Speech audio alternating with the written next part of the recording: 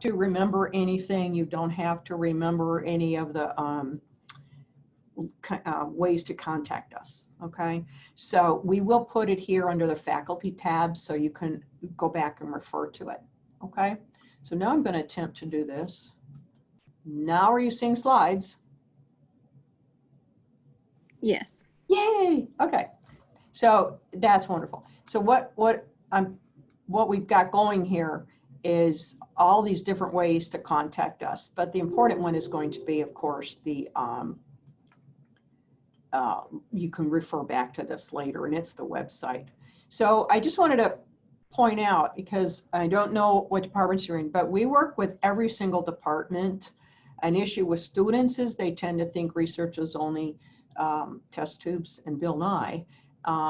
But I hope some of these show you that, you know, we have students that are working in research in every department across campus.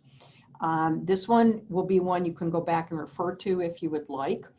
And these are the things that I mentioned were on your tab, and we're going to go over some of them. This is a lot of information in a short amount of time, which is why I want to put it up there for you.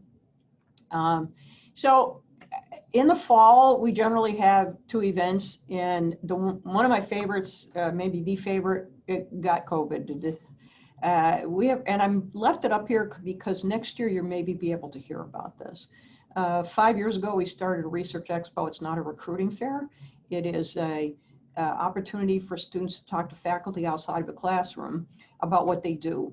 And we have over 100 faculty show up. Generally, departments show up, and some individual faculty, and bring toys, bring things to show. And we had over 2,000 students show up last year, primarily freshmen and sophomores, early students. So this year that's been canceled because there was no way to, we're working on a way to do something virtual, but at the moment that's in the planning stages. In the fall, there is a small fall symposium. We have 2 symposiums. In the spring, we have the giant one, which we expected to have about 400 posters this year. That ended up going online. In the fall, there's a much smaller one, maybe 100 posters that the students run and organize. They are going to do that this fall, and they will be online. And I'm mentioning these because once you get started with undergraduate researchers, these are opportunities for them to start presenting their work. And, you know, a lot of these students are actually presenting works in progress. You know, it's an opportunity to get dressed up, do a poster, and stand there and talk about it. So it doesn't have to be a complete project here. FERC is the Florida Undergraduate Research Conference, which every spring, it's February, I'm sorry, every spring semester, we take 50 students. This moves around the state. And somewhere in the neighborhood of 400 students present posters, and another couple hundred show up. This year it will be online. But again, I'm mentioning these only because these are opportunities for your students to present their work in a very friendly setting. So it's a really good way to get started. And then I already mentioned the spring symposium. We're actually going to road test some software on the fall one for the smaller one, and decide if we're going to try to do it in the spring, because I'm not a pessimist, but I'm not optimistic we'll have an in-person one in the spring. So we got a couple of programs that I tell students there are 33,000 of them, and there's about 300 ways to get paid to do research. So don't assume you're going to get paid. However, we do manage a few programs. This one is called Emerging Scholars. It's only, I think we're going into the 5th year of it. This is different than all the others in several respects. One is, this is a partnership with the colleges. We only have 30 slots in the whole university. So in this case, the college, to get an emerging scholar, they have to offer $500, and then we match the $500 for a total of $1,000. This is only for freshmen or first semester sophomores who have never done research before, because the idea was to try to give some of these students a start who didn't have previous opportunities to do so. They have to apply by Thanksgiving.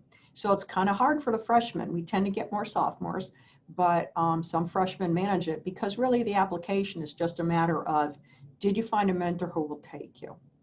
Okay. If they get selected, then they do 2 semesters of research. They start that spring semester, do it in the fall, and they have to do a paper and a poster. and then they get paid $500 each of those semesters.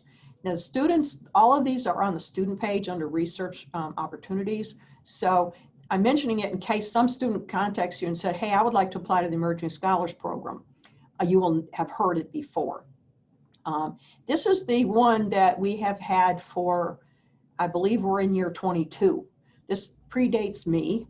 I inherited it.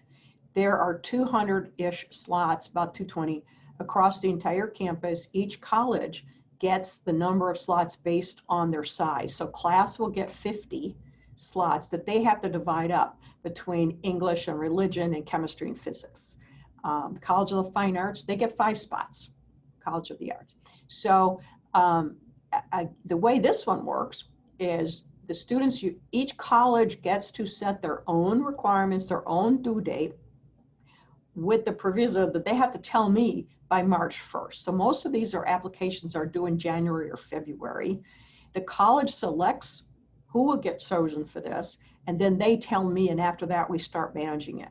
So if you want one of these tend to be, I did a thing a couple years ago and there were 87% seniors, although there are some freshmen.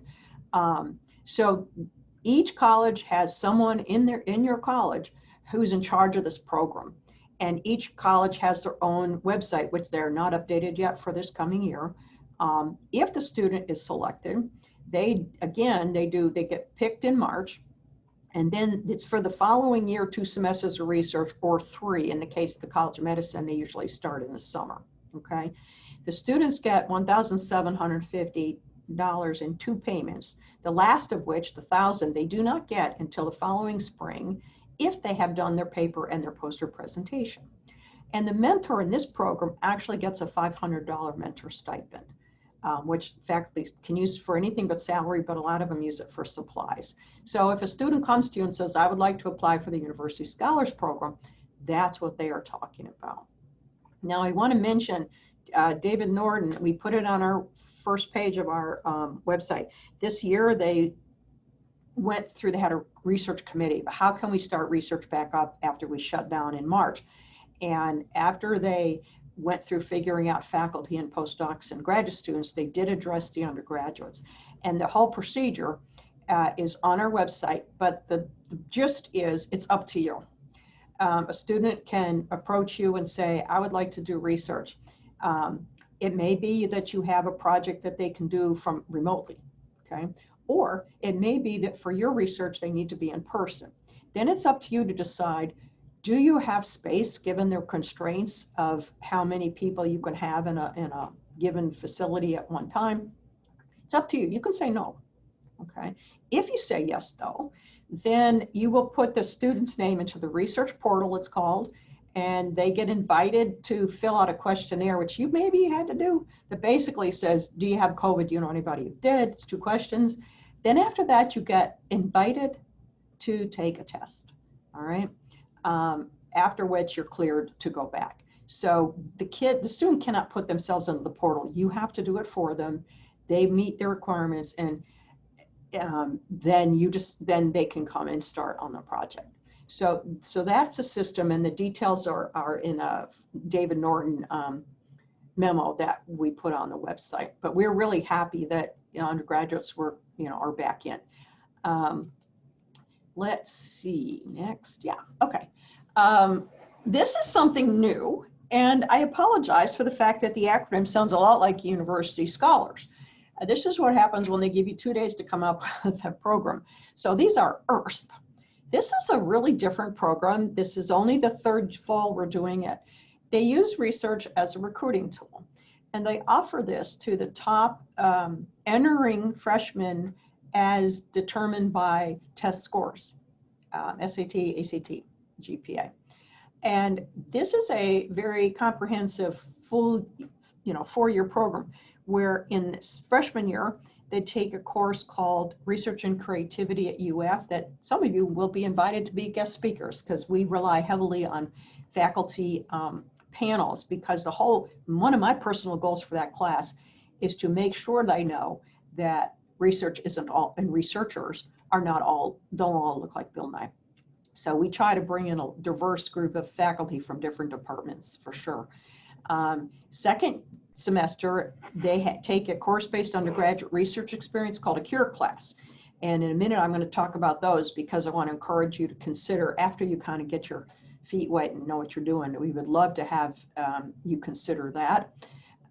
So if a kid comes to you and says, I'm in the University Research Scholars Program, then you'll know what this one is, or you can go back. Now that final bullet, what we did was I wanted faculty to know about the program because it was new. So we did a blast out that said, are you willing to be on a list provided to this group just to talk to them about your doing? You're not promising that you have a position. You're not saying it's not a matching thing.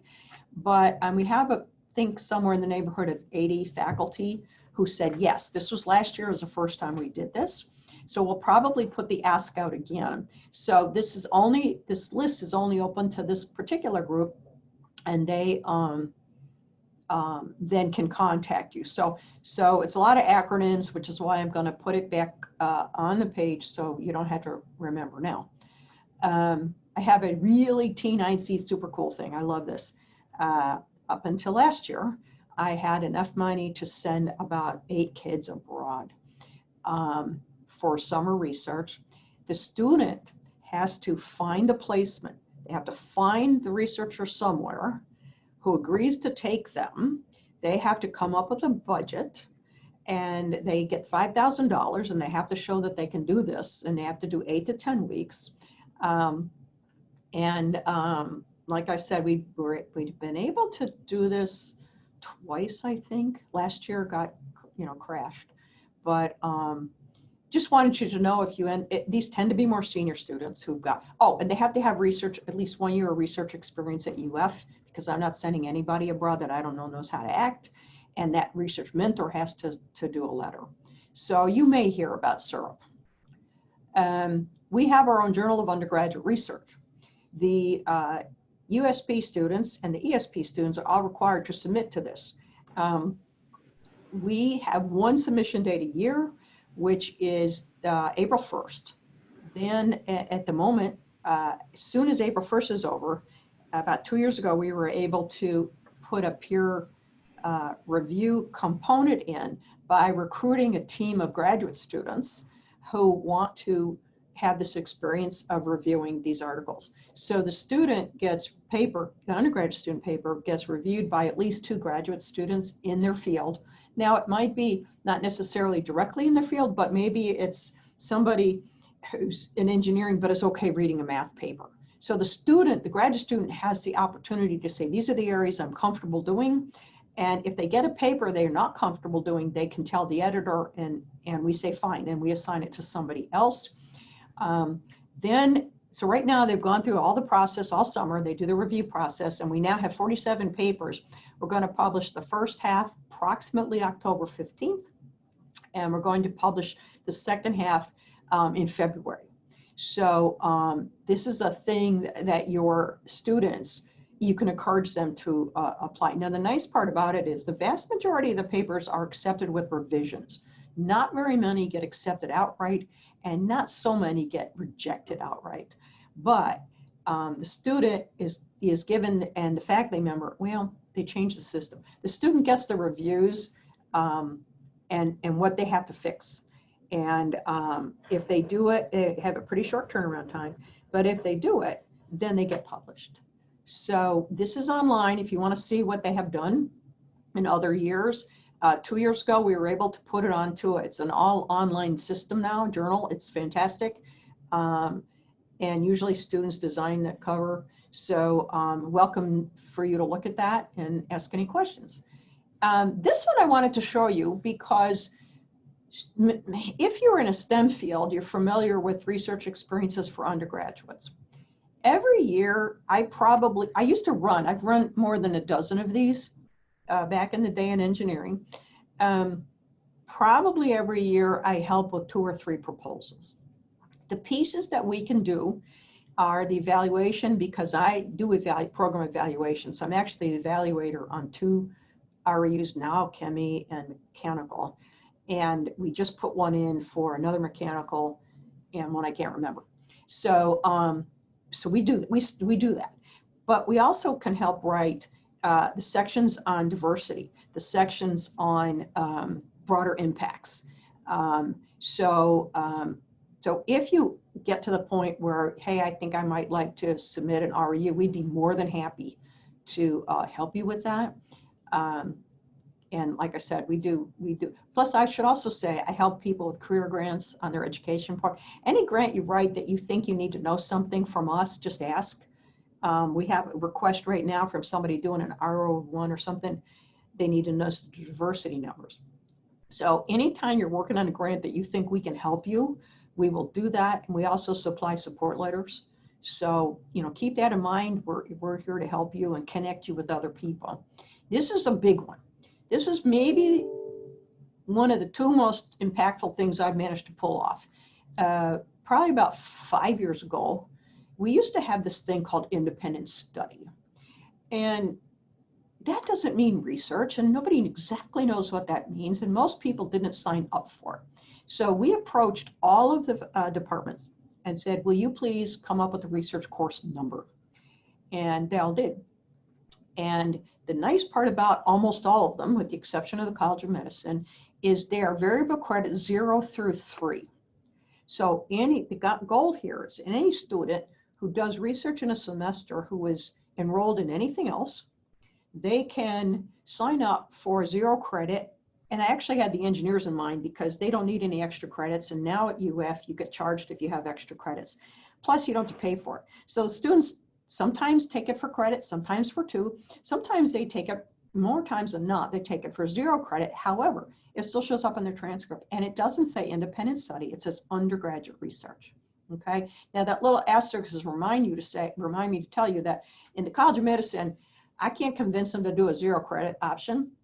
So if the student is doing research there, they either have to sign up for 1 credit or they have to fill out the volunteer form. I will never tell a kid they have to pay money to take research. So I make sure they know that they can do the volunteer form.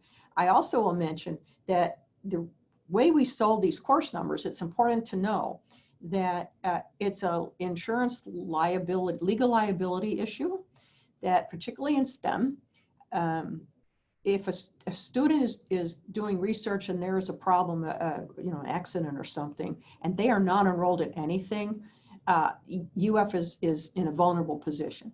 If, however, they are signed up for a research credit, even if it's 0, if they've signed up for something, then it covers it. So that helped us sell that to some of the departments.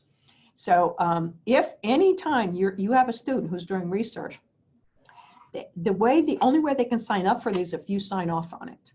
This is nothing they go online and do. They can only do this in the old days, going into the department, your department, not theirs, because we might have an engineer who wants to do research in music. Well, if the mentor is in music, that person contacts the department over in music, maybe dance, and signs up for the research credit in the college of the mentor, okay? But it cannot be done online. It has to be through the department, and generally it's a form that you have to sign that's sort of like a contract between you and the student. So when you get to the point where you have undergraduate researchers, it's important for them to get credit on their transcript by signing up for the course numbers. This is my favorite. This is my new thing. All right.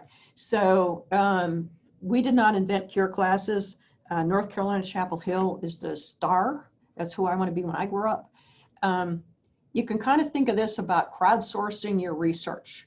So students are doing your research, okay? But it's not mentored one-on-one. You might have 5 or you might have 20 of them, okay? What we hope you expect and hope that you get out of it is real data that you can use for a proposal, for a paper. We've had faculty use them for career awards, okay?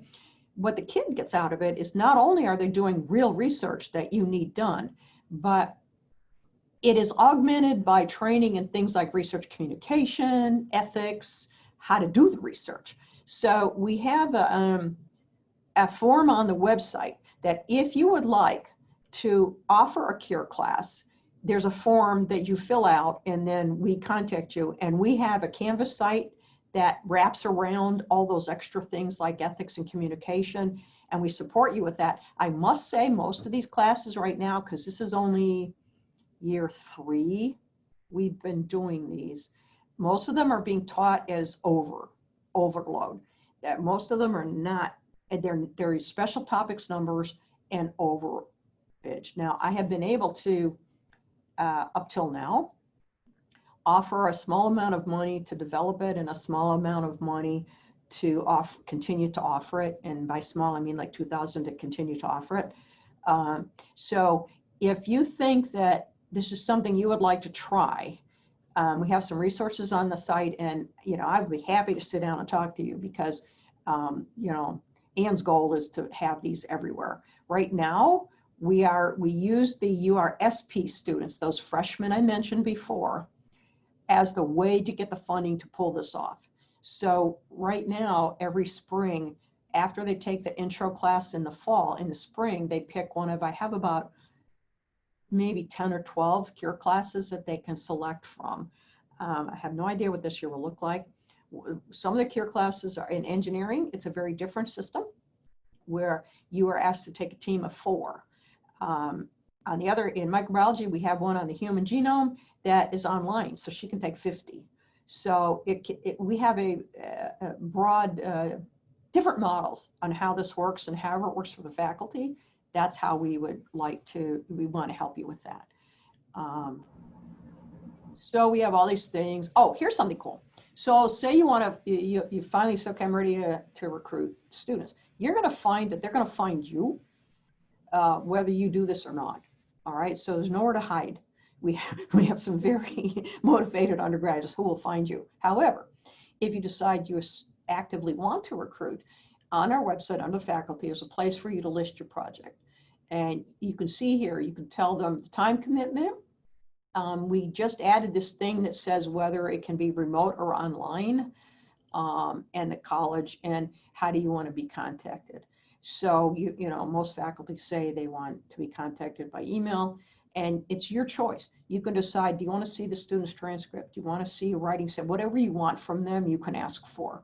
And then once a month, so let's say you fill and you don't want any more. All you have to do is email us and we take it down. There's a place in there where you can like have it posted for a period of time. But most faculty just email us and say, hey, this is great, but I have everything I need now, so please take it down. And when we do, we save it until maybe you want more later. So this is a way for you can get started. So that's all of the contact information.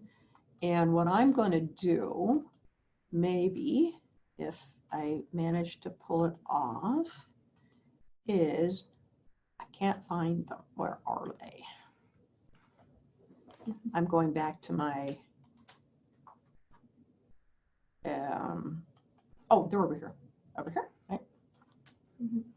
Okay, so it's a lot of information, and which is why I videotape this. I mean, you don't videotape anymore, you record, so that, you can go back and revisit the contacts. You'll notice that the contacts for USP and ESP are my assistant director, Jenny Moses, and I'm the contact for the international and the new guys, URSP, okay? So I would like to know if anybody has any questions or would like to know more. And I also want to invite you that, after you get your, feet wet and you know what you're doing, I'm more than happy to individually Zoom or meet with you guys who want more information and want to talk about, okay, how can I get started? We are actually open. We came into the office 2 weeks ago. So we're in Newell is actually a really interesting building because it's run by students. And so when students aren't here, the building's closed. We are up here by ourselves right now. So seeing any face would be wonderful. But you can't just walk into the building right now. You will be able to in a week. But we put a big sign out, said, if you call us, we'll come let you in. So I do see a couple of questions. Okay, for the University Scholars Program, the student comes to you, says, I would like to apply for this program. You say, okay. You sign their application, which usually includes a one-page research description. Then they have to take, the student's responsibility to take that back to the person in that college, and that person throws it in the pool to pick. So no one assigns you anybody. You get to select. And sometimes people select from their classes. They see a particularly promising student. They say, hey, would you like to do some research? But I think you're going to find that they're going to find you. And then you can decide what information you need. Do you need to be tenure track? No. Anybody doing research, research scientists. If you're a teaching faculty who is doing research, yes. I don't have a specific program for teaching faculty to be a mentor. However, if you have an area of interest, we can certainly, we always have students looking for advice. So if you want that kind of role, we can do that. In January, start in January, yes, you can do that. Absolutely, you can advertise whenever you want. And yesterday, I had a freshman come in, and he had been on campus. He moved in Sunday and was in the office on Monday looking for a project. I said, don't you like have a life and you want to go like do something else, right? But so yeah, they are eager, and you can put on there, I'm pretty sure it gives you an opportunity to say when it starts, okay? So definitely you could start right away. And it's up to you. I have some faculty that will only work with senior students, particularly in computer science. Sometimes they need to know some kind of programming, but I have other faculty that spy out freshmen because they figure if they treat them right, then they'll keep them. And I have students that have done research for 3 or 4 years, and they look like master students, and they are actually running the lab for the faculty member, and they're the ones recruiting new undergraduates in. You know, I mentioned the research course numbers. I forgot to tell you that I think it's probably an undercount, but I think we have about 2,500 students every semester who are taking those courses. So it's not an insignificant number of kids, okay, who want to do this. It's kind of a culture here. I always say I'm so lucky to work here because, you know, I have colleagues that have to convince faculty to take undergrads, and I have faculty emailing me, say, can I have a kid? Yeah, I can find you one. So, so yeah, it's an easy sell on this campus. So does anybody else have any other questions? I know you guys, they're hurting your brains this week with all of the Zooming new faculty stuff you're doing. So, but again, I'm always available for other meetings. And yeah, so I'm going to put them after this. We're going to put the slides on the Kerr website under the faculty tab, and we'll just label it orientation. So it's a no-brainer, right? We can do that, sure. Thanks for sharing all the resources. Thanks for sharing all the resources and for the excellent presentation. Well, I'm just so excited because I got to be honest with you, the resource fair, it's kind of like sharks because we're all trying to get to you, and there's so many of us. This is actually probably going to be more productive for me to do this. So this might be what I do. There's some things I'm learning during COVID that I might continue after COVID. Because this way I've got you all to myself. And like I said, every year I find a few new people who end up being huge champions for us. And so I love doing this with the new guy. I don't know, sometimes the new faculty are more, I don't know, I don't have to sell them on undergraduate researchers. A lot of them did undergraduate research, so they want some. So, okay. Is there any professor or experience station in, yeah, we have, so it's interesting. I had a guy in the vet school do a CURE class 2 years ago, and I don't know why he was there, but it was exercise physiology, okay? I got another guy, and he couldn't do it last year because he didn't have the lab space. This right now, there's a guy who, for reasons I don't know, is over in the vet school, but he's doing a water quality, you know, those really bad things that the book Exposure talked about in your water, the plastics from Teflon, the PFOAs, I believe it is. Anyway, he's got brilliant. And right now he's getting a team of students all over the state. All those kids that are sitting in their high school bedrooms, they're running out and collecting water for him. And he's teaching them how to do it. And he's teaching them what to do with it. and they're learning that water analysis. So he's getting statewide data on this project right now. So yes, and I should mention, vet school gets 3 USP slots. So they do that.